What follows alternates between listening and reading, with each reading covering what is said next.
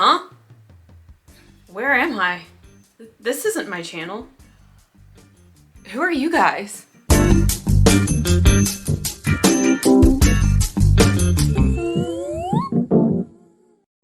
Welcome to Exploitation Reviews and me, Katie. Yes, Katie of the Night here, taking over Rob's channel for a video while I gave him the keys to mine. He's reviewing a Giallo over there, so go check that out, link in the description. Meanwhile, I'm over here to talk a Carsploitation flick, Death Race 2000 from 1975, directed by Paul Bartel. I'm a newbie, kind of sampling different types of exploitation films, so I'm new to this genre. But I skimmed the synopsis of this movie and read that it takes place in a dystopian society and it involves a race where you score by running people over and killing them. And I was like, okay, that sounds cool to me. So I watched Death Race 2000. I thought it was going to be like a dark and serious sort of action film, but I was way off. This movie is goofy, wild, cartoonish, colorful. It's kind of a comedy. And while I was watching, I said, this is like a live action Mario Kart. It's the year 2000 and America is messed up. They get joy and solace out of an annual race where a chosen few race from one end of the country to the other. Extra points if you hit and kill people. Each racer has a unique and cartoonish car and a partner known as a navigator. A navigator is like a human GPS that you can also sleep with. And meanwhile, there is this terrorist group known as the Resistance who's doing everything they can to put a stop to this race. The film starts out with hundreds of Americans gathered at the inauguration of this year's race. And a very, very painfully 70s and super obnoxious announcer is yelling at us throughout the entire film, keeping us up to date on what's happening. He introduces our racers. We have Calamity Jane, a cowgirl. We have Machine Gun Joe,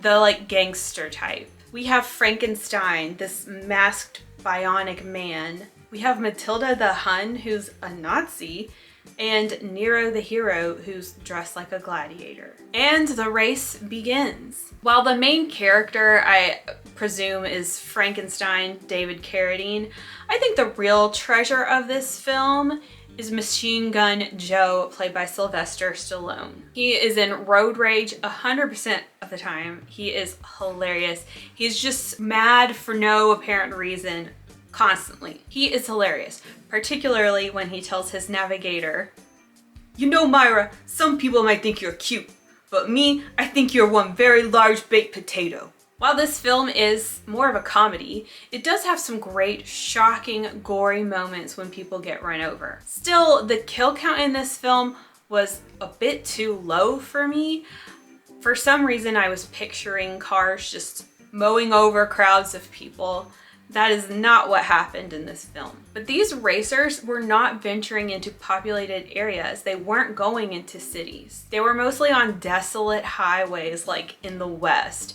So there weren't any futuristic cities we got to look at, and there weren't many pedestrian kills. It's always fun to watch a movie set in the future, especially after that date has arrived. This film's depiction of the year 2000 remains ambiguous though, because like I said, we're not really seeing how people are living. We're not seeing what the towns and cities and homes look like, and we don't even really get a taste of what sort of technology we're dealing with here. We don't know the state of the world or the country, not really. All we know is that it's not good, it's dystopian. But I did get the impression that this film was based off of some sort of a book or a comic book or something like that. It just seemed like there was more to it, like some sort of lore I wasn't privy to. And yes, it turns out this film is based on a short story called The Racer by Ib Melchior. I did have a good time with this film,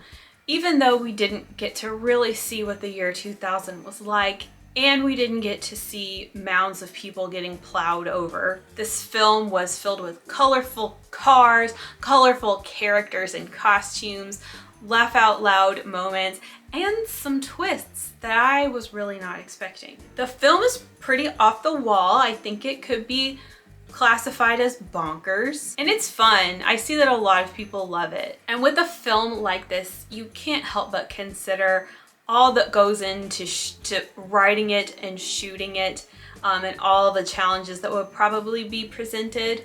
So that makes me kind of ease up on it a little bit. You have to give it some slack. Overall, I enjoyed Death Race 2000. It's a wild and goofy time, and it really leaves a lasting imprint on the mind. Thanks to Rob for having me over to talk Death Race 2000. If you followed me over here, don't forget to subscribe to Rob's channel because it's bomb. And if you're here for Rob and accidentally got me, why don't you check out my channel?